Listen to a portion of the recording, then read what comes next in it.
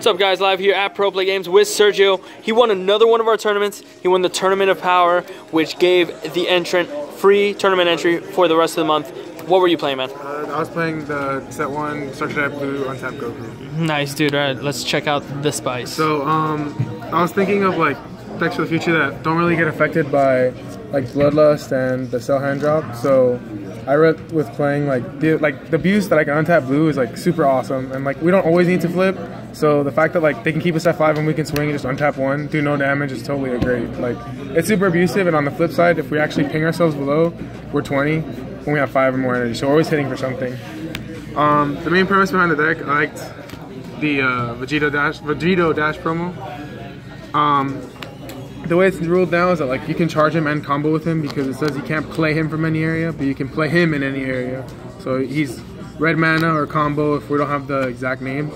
But a lot of times, like I would summon the Gotenks, get my tokens, swing with them, use my opponent's resources, swing with the Gotenks, get negated.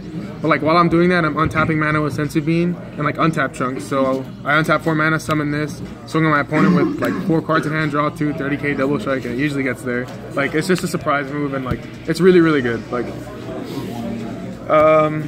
my favorite card of the deck is the Mighty Mask. I think this deck is super mulligan until Mighty Mask, but he's my favorite card to see turn 2, because like he puts so much pressure because he swings. He tributes himself, and then you search a Goten and a Trunks, and you search the Goten. The Goten you search for is this Goten. Most of the time, I'm usually charging this or pumping it with 0.5, like the 0.5000. But if you discard him and another card, you get to search the 5-drop Goten. So it's like the set like the format next set's gonna be mostly about Bloodlust and stuff. So like I want my opponent to know that I have a bomb coming, and then I summon like my other little bomb like this or 3-drop Gohan, and it's like I force my opponent to start using their Bloodlust early, because like in turn like they're taking a damage, so we're accelerating the game. And this is really aggro because I have cards like this that like have double strike, or I draw a card depending on how my opponent reacts to it, which is like I love this card. I like to keep this card all the time when I'm playing, because it adds so much pressure. And then red doesn't have a kill spell, so I play 3 Jiren.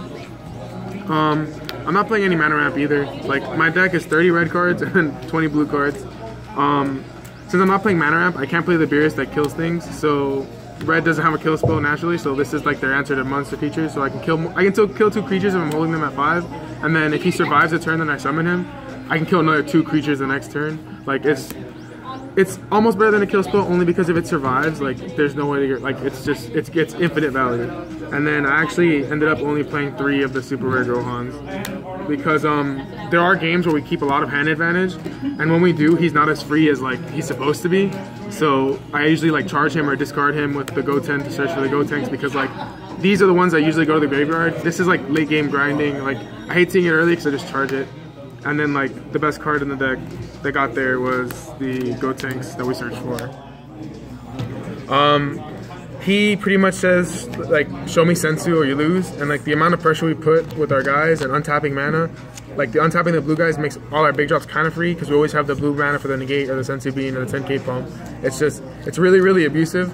So like we get the Sensus out early game, we swing with this, we get the last Sensu out, and then we summon the Vegito, and then there it is. Like that's the game. He's 30k and he draws 2 cards, so like he's just adding so much pressure. A lot of games I would like summon him, not swing, summon another one, and just win out, because I was untapping mana, so summoning him I wouldn't tap out, which is like the best thing. And then the final red card is the 4 Kaba, because we don't have any ramps, so we don't play like Results of Training or anything, so this is the only way we can like naturally flip. And a lot of people like to hold you at 8, and if they hold you at 8, you just have to know when to do this, because he essentially gets another card while putting pressure on your opponent. So it's just very, very strong. And like if people are aggro, they hold you at 5, we summon the Kaba and we get there, and we draw 2 cards and just gain infinite advantage on my opponent. So these are all the 30 red cards we play. And then